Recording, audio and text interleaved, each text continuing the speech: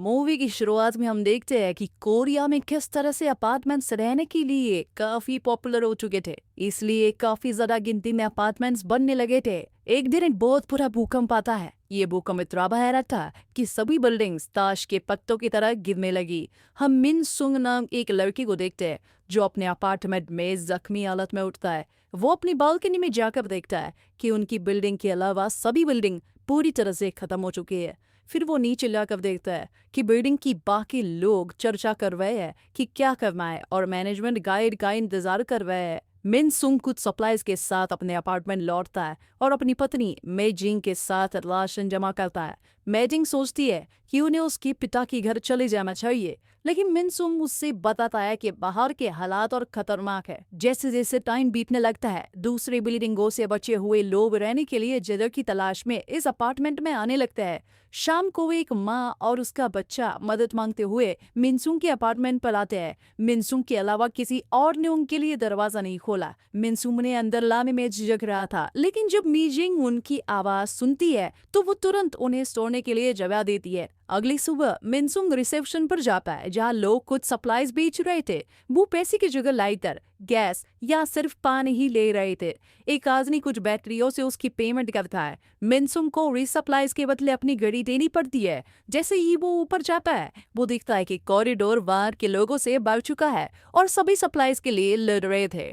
जब एक पीच का कैन गलती से गिरकर सोफे के नीचे चला जाता है तो मिनसुंग फटाफट उसे लेने के लिए दौड़ पाए, लेकिन कॉकरोच का एक झुंड वहां से बाहर निकलता है जिसे देखकर सब डर जाते हैं। इसके बाद हम देखते हैं कि मेजिंग बच्चे को वॉकी टॉकी यूज करना सिखा रही थी और मिनसुंग वापस आकर सीधे बेडरूम में चला जाता है।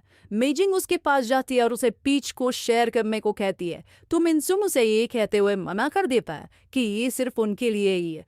वो दोनों पीच खाने लगते हैं कि तभी उस बच्चे की माँ उनसे कुछ पूछती है और उन दोनों के पास कैन बच्चे के साथ शेयर करने के अलावा कोई ऑप्शन नहीं होता। जैसे जैसे दिन बीतते हैं, मौसम ठंडा होने लगता है, जिससे बचने के लिए बाहर के और ज्यादा लोग उस बिल्डिंग में आने लगते हैं। मिनसुंग को गुस्सा आने लगता है क्योंकि उसे लगता है कि बाहर के लोग आकर इस जगह का गलत फायदा उठा रहे हैं। अचानक वहाँ कुछ लोगों की लड़ाई भी हो जाती है जिसमें एक आदमी घायल हो जाता है। मेजिंग उस आदमी की जांच करने जाती है क्योंकि वो एक नर्स है। उसी समय एक दरवाजे के पीछे से धुआं निकलने लगता है और अपार्टमेंट आग की लपटों में घिर जाता है, जिससे सभी लोग पीछे हट जाते हैं। यम टेक नाम का आदमी फायर एक्सटिंग्विशर लेकर आता है और आग बुझाने की कोशिश करता है, लेकिन जब इससे भी काम नहीं बनता तो वो इमरजेंसी वाटर पाइप पकड़कर मिनसुंग को देता है जो आग बुझाने के लिए जाता है, लेकिन वो पाइप के फोर्स को संभाल नहीं पाता। इसलिए यंटैग फिर से आकर उस आग में घुसकर उसे बुझाता है। बाकी लोग उसकी हिम्मत की दाद देते हैं और इस बिल्डिंग के लोग एक बैठक करते हैं। जेमी नाम की लड़की चीजों को ऑर्गेनाइज रखने की कोशिश करती है, लेकिन जल्दी इस बात पर बहस शुरू हो जाती है कि बाहर के लोग के साथ क्या किया जाए। मेजिंग का कहना है कि उन सभी को एक साथ रहने की कोशिश करनी चाहिए, लेकिन कई लोग इस बात को सपोर्ट नहीं करते और जेमी कहती है कि इन बाहरी लोगों ने हमेशा उन्हें मिडिल क्लास होने की वजह से नीचा दिखाया गया है, इसलिए उन लोगों को अपनी ब्रीदिंग से बाहर करके सप्लाईज बचाने पर फोकस करना चाहिए। जब यंग टैग से उसकी सलाह मांगी जाती है तो वो कहता है कि इस मुसीबत की घड़ी में उन्हें एक टीम बनानी होगी और उन्हें एक लीडर की भी जरूरत होगी। जेमी यंग टैग को उसकी हिम्मत की वजह से उसे लीडर के लिए नॉमिनेट करती है और बाकी सब भी इस डिसीजन से सेटिस्फाई होते हैं। इसके बाद सभी लोग वोटिंग करते हैं ये डिसाइड करने के लिए कि बाहर के लोगों का क्या किया जाए। वो सभी इन जूते के अंदर सफेद और काला पत्थर डालकर वोटिंग करते हैं। वोटिंग के बाद ये रिजल्ट आता है कि ज्यादातर लोग चाहते हैं कि बाहर के लोग इस बिल्डिंग से चले जाए, लेकिन उसके लिए सभी को पहले एक प्लान बनाना होगा। शाम होने पर मेजिंग मिनसुंग से पूछती है कि उसने कौन सा रंग चुना, लेकिन वो मेजिंग के सवाल को इग्नोर कर देता है। तभी वो बच्चा वॉशरूम जाने के लिए मेजिंग से मदद मांगता है। मेजिंग के जाने के बाद मिनसुंग अपनी चोट को देखता है और वो यह करता है कि भूकंप से पहले क्या हुआ था। वो शहर की उस जगह पर था जहाँ सबसे पहले भूकंप आया था और वो ट्रक में फंसी एक औरत को बचाने की कोशिश कर रहा था। जब डिस्ट्रक्शन पास आने लगा तो मिनसुंग एक कार के अंदर घुस गया और वहां से वो उस औरत को मरते हुए देख सकता था। मिनसुंग की कार कई बार पलटी, लेकिन सीट बेल्ट की वजह से वो बच गया। अगले दिन यंग टैग मिनसुंग को एनपी क्राइम टास्क फोर्स को लीड करने को कहता है क्योंकि वो पहले मिलिट्री सर्विस का पार्ट रह चुका है। इसके बाद यंग टैग और जेनी सभी लोगों को इकट्ठा करते हुए और जिन्होंने पहले मिलिट्री ट्रेनिंग की है तो एक आदमी कहता है कि लीडर बिल्डिंग का ही कोई आदमी होना चाहिए, लेकिन जेमी कहती है कि वो सभी लोग बराबर है। सभी लोग तय करते हैं कि अगले दिन वो सभी हथियारों के साथ मिलेंगे ताकि अगर बाहर के लोग विरोध करने की कोशिश करे तो वो उन्हें हथियारों से डरा सके। लेकिन ये भी स्पष्ट किया जाता है कि वो किसी को जान से नहीं मारेंगे। अचानक डो खून मांगता एक आदमी कहता है कि उसकी तबीयत ठीक नहीं है और वो उन्हें ज्वाइन नहीं कर सकता। वो वहां से उठकर चला जाता है। बाद में मिनचुंग को हथियार के रूप में अपनी अलमारी से एक मेटल की रॉड मिलती है, जिससे मेजिंग थोड़ा डर जाती है। अगली सुबह यनपैड एम को ज्वाइन करने से पहले अपनी माँ को चेक करता है। जेमी बाहर के लोगों को बिल्डिंग छोड़ने के लिए अनाउंसमेंट करते हुए कहती है कि बाहर और भी सेफ जगह है जहाँ वो लोग जा सकते हैं।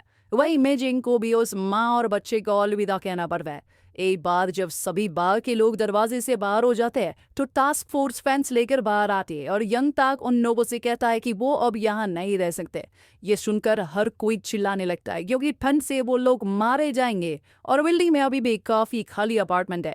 यही पता चलता है कि एक सरकारी आदमी भी उस भीड़ में है और वो भाषण देने की कोशिश करता है, लेकिन यंताग उससे नहीं डरता और उससे भी बाहर निकाल देता है। भीड़ में से ही एक आदमी सरकारी आदमी के साथ इस तरह की बदतमीजी करने के लिए बाकी लोगों के साथ अंदर घुसने की कोशिश करता है। जैसे ही टास्क फोर्स इन लोगों को अंदर घुसने से रोकने के लिए दरवाजे बंद करने की कोशिश करती है, अफरा तफरी मच जाती है और वो सब भी फिर भी अंदर घुस जाते हैं। टास्क फोर्स गिर जाती है और लोग उन पर हमला कर देते हैं, लेकिन काफी मेहनत के बाद टास्क फोर्स उन्हें बाहर निकालने में कामयाब हो जाती है। मदद के लिए अपार्टमेंट से और लोग नीचे आते हैं। इस सब में यंग ताक को चोट लग जाती है और उसके चेहरे से खून निकलने लगता है। वो इस चेहरे को लिए ही उन पर चिल्लाता है, जिससे भीड़ काफी ज्यादा डर जाती है। अपार्टमेंट के लोग पत्थर फेंकना शुरू कर देते हैं और बाहर के सभी लोग भाग जाते हैं। हर कोई जश्न मनाने लगता है, लेकिन मेजिंग इतने वॉयलेंस से काफी परेशान हो जाती है। अगले कुछ दिनों में बिल्डिंग के लोग बिल्डिंग में हुए सभी डैमेजेस को ठीक करते हैं और सभी सप्लाई शेयर भी करते हैं। बाहर के लोग दोबारा ना घुस पाए, इसलिए वो बिल्डिंग के चारों तरफ एक बहुत बड़ा गेट लगा देते हैं। जेमी कुछ रूल्स बनाती है कि बिल्डिंग के बाहर के लोग अंदर नहीं आएंगे, अंदर ही लोग भी बाहर नहीं जाएंगे। राशन सभी को उनके कंट्रीब्यूशन के हिसाब से दिया जाएगा। अब सब कुछ इतना बेहतर हो चुका था कि हर कोई खुश था। जब सप्लाईज की कमी होने लगी तो मिनसुंग कुछ लोगों के साथ कॉम्प्लेक्स की बाहर निकल पड़ता है, जहां उन्हें लोगों की बेर बॉयज मिलती है, जिनमें वो सरकारी आदमी भी शामिल था। अचानक उन्हें दूर से एक विस्फोट दिखाई देता है, लेकिन पूरा ग्रुप वापस सेफ आ जाता है। वे सभी खाने का सामान लाए थे, लेकिन ज्यादातर के खाने में फंगस लगा हुआ था। इसके बाद से मिनसुंग का ग्रुप रोज मैप लेकर हर बिल्डिंग में खाने की तलाश में निकल पाए। प्रॉब्लम सिर्फ तभी होती है जब उन्हें दूसरे लोगों की डेड बॉडीज मिलती। ये सब कुछ इस चीज का रिजल्ट है कि इंसान ही इंसान को मारता है। कभी कभी ये लोग खाना तो ले आते हैं, लेकिन वो भी कभी कभी कम पड़ जाता है। एक रात जब वो लोग बाहर थे तो यंग ताक और मिनसुंग एक ब्लास्ट देखते हैं और एक दूसरे से बात करते हैं। मिनसुंग को लगता है कि जल्दी समय दोबारा से अच्छा होगा। वो ये भी बात करते हैं कि पिछले ही साल मेजिंग का मिसकैरियज हुआ था, इसलिए उन्हें बच्चे को सेफ रखना होगा। इस बीच कॉम्प्लेक्स में मेजिंग सामने की बालकनी पर बच्चे को देखकर चौंक जाती है। वो देखते हैं कि उसके पास अभी भी वो वॉकी टॉकी है। वो अपनी वॉकी टॉकी ढूंढ कर उस बच्चे से बात करती है और उसे पता चलता है कि डोंग क्यू नाम का आदमी उसकी माँ को अपने अपार्टमेंट में छिपा रहा है। इधर दीम को एक सूरत मिलती है, जिससे वो लोग एक ग्रोसरी स्टोर पर पहुंच सकते हैं, लेकिन जब वो अंदर घुसने की कोशिश करते हैं, दुकान का मालिक बाहर आकर अपनी बंदूक तान कर उन्हें जाने के लिए कहता है। यंग ताल उससे बात करने की कोशिश करता है, तब अचानक मिनसुंग पीछे से उस आदमी को मारता है। उस आदमी की गन से फायर हो जाता है, जिससे ग्रुप के एक मेंबर को गोली लग जाती है। बाकी लोग उसकी गन छीन कर उसे मारते हैं। दुकान से भी सभी लोग ढेर सारा सामान ले लेते हैं और साथ ही कुत्तों को भी ले जाते हैं। बाहर जाते समय मिनसुंग को 2 बच्चे दिखते हैं जो अपने पिता की डेड बॉडी के सामने बैठकर रो रहे थे। बार को सर्वाइवर्स का ग्रुप एक ऐसे कॉम्प्लेक्स के बारे में बात कर रहा था जहाँ सभी लोगों को वेलकम किया जाता है, लेकिन जब वो टीम को गुजरते हुए देखते हैं तो वो डर कर भाग जाते हैं। कुछ दिनों बाद सभी लोग नए साल का जश्न मनाने के लिए बाहर एक पार्टी करते हैं, लेकिन मीजिंग को ये ठीक नहीं लगता। अचानक 2 आदमी अंधेरे में किसी को आते हुए देखकर डर जाते हैं, लेकिन वो याई वोम नाम की लड़की थी जो कि यहाँ अपने माँ बाप के साथ रहती थी। लेकिन उसके पिता ने जब उसकी माँ को धोखा दिया था तो वो यहाँ से अपनी माँ के साथ चली गई थी।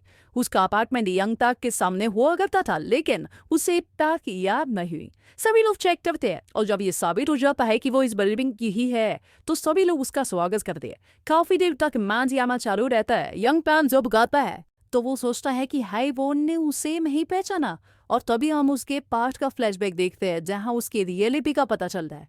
उसका असली नाम सेबाउन था और वो टैक्सी चलाता था। भूकंप से पहले वो असली यंग ताक के अपार्टमेंट में गया जो लोगों को स्कैम करता था। सेबॉम स्कैम हुए लोगों में से एक था जो कि अपने पैसे वापस मांगने यंग ताक के पास गया था। लेकिन जब यंग ताक में पैसे देने से मना किया तो सेबॉम ने उस पर अटैक किया। यंग ताक उसे चाकू से मार देता है, लेकिन सेबॉम हार नहीं मानता और उसे फर्श पर गिराकर उसके मुंह में पत्थर भर देता है। यंग ताक की माँ ये सब देखती है और उसे दौरे पड़ जाते हैं। उसी समय सेबाम को उसकी पत्नी और बेबी का फोन आता है जो उस पर चिल्ला रही थी क्योंकि जिनसे उन्होंने कर्जा लिया था वो उनके घर से सब कुछ लेकर चले गए। तभी भूकंप आया और क्योंकि उसकी पत्नी वैसे भी उससे नफरत करती थी इसलिए सेबाम वही रुक गया और उसने यंता की पहचान अपना ली। कुछ समय बाद जब सभी अपना वीकली राशन लेने गए तो उन सभी के बीच बहस शुरू हो जाती है क्योंकि ये राशन जीने के लिए इनफ नहीं था। एंटी क्राइम फोर्स को दूसरों की तुलना में ज्यादा खाना मिलता है और एक आदमी बिल्डिंग रिपेयर के टाइम लगे गांव को दिखाते हुए कहता है कि ये गलत बात है।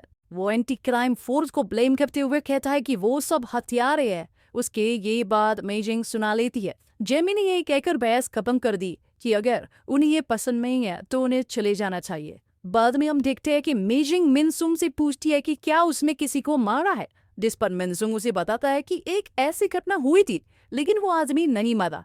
मीजिंग को इस तरह की वायलेंस बिल्कुल भी पसंद नहीं है, इसलिए वो उसे बाहर जाने से मना करती है। इसके बाद हम देखते हैं कि मिजिंग बाहर के छुपे हुए लोगों की मदद करने के लिए क्यून को एक्स्ट्रा सप्लाईज देती है। इसी बीच यंग पाक हीटर लाने के लिए याइवोन से मिलने जाता है। वो उससे ये भी पूछता है कि क्या वो उसकी माँ को जानती है और जब वो हाँ कहती है तो यंग पाक उसे दीवार पर ढकेलता है और पूछता है कि क्या वो अभी भी उसे याद करती है। तो यहाँ वो झूठ कहती है कि हाँ वो उसे याद करती है। कुछ देर के बाद जब मेजिंग यावोन के गांव देख रही थी तो वो उससे बाहर के हालात के बारे में पूछती है, जिस पर यावोन कहती है कि बाहर के हालात नरक की तरह हो रखे, लेकिन ऐसा अफवाह है कि स्टेशन के पास एक ग्रुप है जो सभी लोगों को सेफ रखते हैं। जब कमरे में कुछ और के अपने ओपिनियंस देने लगते हैं तो यावोन कहती है कि बाहर के कई सारे लोग उनकी वजह से ही मारे गए जिन्हें वो लोग अनदेखा कर रहे। सभी औरतें उस पर चिल्लाती है कि उसमें उन लोगों के काम का फायदा उठाया और साथ ही वो उसके फादर की इंसल्ट भी करती है। यागोन को उन लोगों की बातें बुरी लग जाती है और वो उठकर बाहर चली जाती है। मेजिंग भी उसके पीछे जाती है तो यावोन उससे कहती है कि यहाँ पर सभी लोग पागल हो चुके हैं क्योंकि यंगताक इस बिल्डिंग का आदमी है ही नहीं और ये लोग उसे अपना लीडर मान रहे हैं, जबकि उन्होंने ऐसा नहीं करना चाहिए। वो दोनों बातें कर रहे थे कि उन्हें किसी के चिल्लाने की आवाज आती है। उन लोगों को उनकी बिल्डिंग के आदमी की लाश मिलती जिसे बाहर के लोगों ने तब मारा जब वो गेट के बाहर अकेला रहा। किलर्स ने उसकी बॉडी पर खून से एक मैसेज लिखा कि उन सभी को जल्दी पछताना होगा। ये देखकर यंका को वो टाइम याद आया जब वो उसे अपनी बेटी की लाश शहर के बीच में मिली थी। वो जल्दी से अनाउंस करता है कि अब से इस बात के स्ट्रिक्ट ऑर्डर रहेंगे कि कोई भी कॉम्प्लेक्स छोड़कर बाहर नहीं जाएगा और गार्ड्स की संख्या भी बढ़ाई जाएगी। उसी शाम को यंता डुकी के अपार्टमेंट में जाकर उसे कहता है कि उसके पास काफी सारा फर्नीचर और उसे ये सब डोनेट करना होगा। वो जब बेड उठाता है तो देखता है कि वहां पर एक माँ बेटा छुपे हुए थे। यंता उसी वक्त उन्हें बाहर निकाल लेता है और डूकी को रूल्स तोड़ने के लिए सजा देता है और बाकी लोग चुपचाप बस देखते रहे थे। यंता मिनजुब से कहता है कि इसमें उसकी वाइफ भी इन्वॉल्व थी। मिनजुब अपनी वाइफ को इस बात के लिए डांटता है क्योंकि इतनी सी गलती की वजह से वो लोग मुसीबत में फंस सकते थे। मेजिंग उसके इस तरह के एटीट्यूड से गुस्सा होती है। उसे कहती है कि यंगता इस बिल्डिंग का है ही नहीं, लेकिन मिनजुंग इस बात पर भरोसा नहीं करता क्योंकि मजूनिंग के पास इस बात का कोई सबूत नहीं था। फिर वो यंका के पास जाता है और उससे माफी मांगने के लिए अपने घुटनों पर गिर जाता है।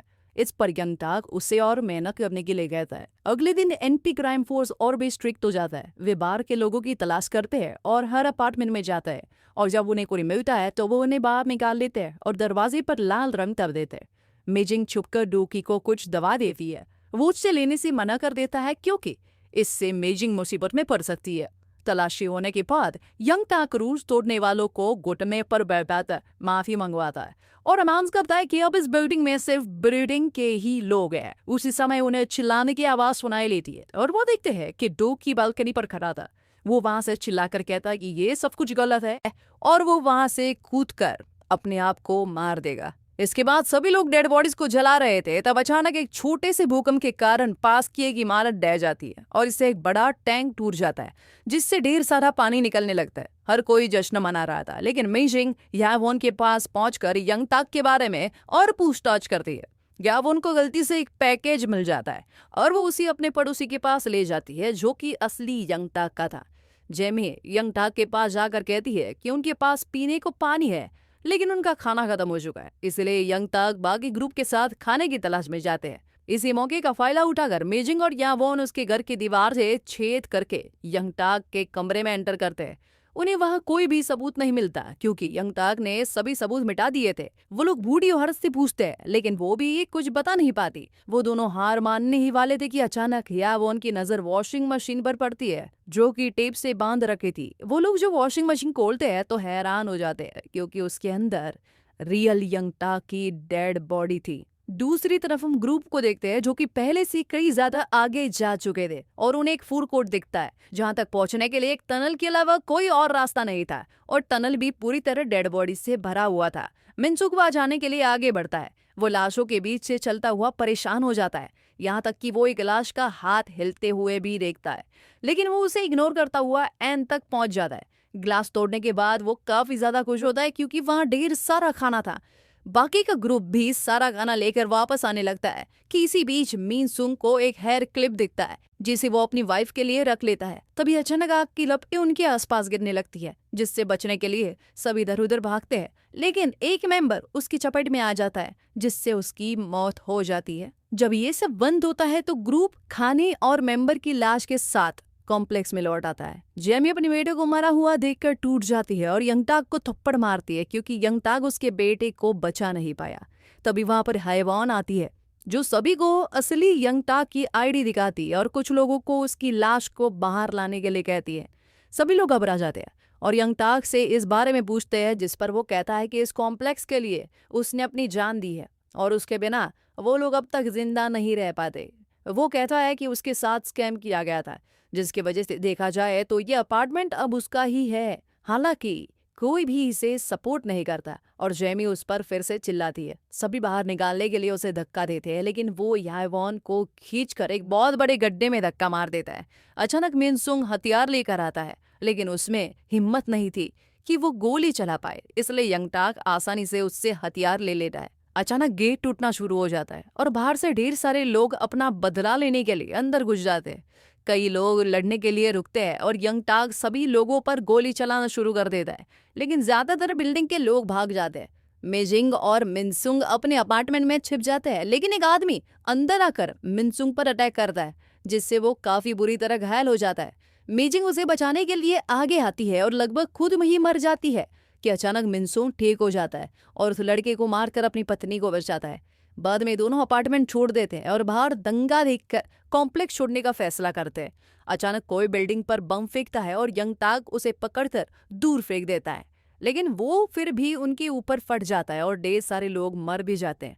यंगताक बुरी तरह घायल हो जाता है, लेकिन फिर भी वो एक अपार्टमेंट में घुस जाता है, लेकिन जैसे ही वो अंदर आता है वही गिरकर मर जाता है। फिर बाहर के कुछ लोग उसकी चीजें चुराने के लिए अंदर आते हैं और जल्दी लोग कॉम्प्लेक्स को छोड़ देते हैं। मेजिंग और मिनसुक रात के लिए एक टूटे हुए बिल्डिंग में छिप जाते हैं, क्योंकि काफी तेज बारिश हो रही थी। मिनसुक काफी दर्द में होता है, लेकिन मेजिंग के पास उसके इलाज के लिए सामान भी नहीं है। अगले दिन भी वो बाकी सर्वाइवर्स को इग्नोर करते हुए चलते ही रहते हैं। फिर से रात हो जाती है, इसलिए वो एक चर्च में छिप जाते हैं। सोने से पहले मिनसुक मेजिंग को हेयर क्लिप देता है और कहता है कि वो खुशकिस्मत है कि उसने उससे शादी की। अगली सुबह मेजिंग देखती है कि बाहर से एक रोशनी आ रही थी, लेकिन उससे ये भी पता चलता है कि मिनसुक मर चुका है और वो जोर जोर से रोने लगती है। अचानक सर्वाइवर्स का एक ग्रुप उसे ढूंढता है और उसे अपने साथ चलने के लिए कहता है। मेजिंग को स्टेशन में ले जाया गया, जिसके बारे में यावोन ने कहा था, और वो हैरान था कि यहाँ के लोग कितने यूनिटी के साथ रहते हैं और उसे बिना किसी परेशानी के खाना दे रहे हैं, और उसके कॉम्प्लेक्स की तरह खाना कम ज्यादा नहीं देते, बल्कि सभी को बराबर खाना मिलता है। इसी के साथ ये मूवी ही खत्म हो जाती है। कमेंट करके बताइएगा कि आपको ये वीडियो कैसी लगी और वीडियो को एक लाइक भी जरूर करें।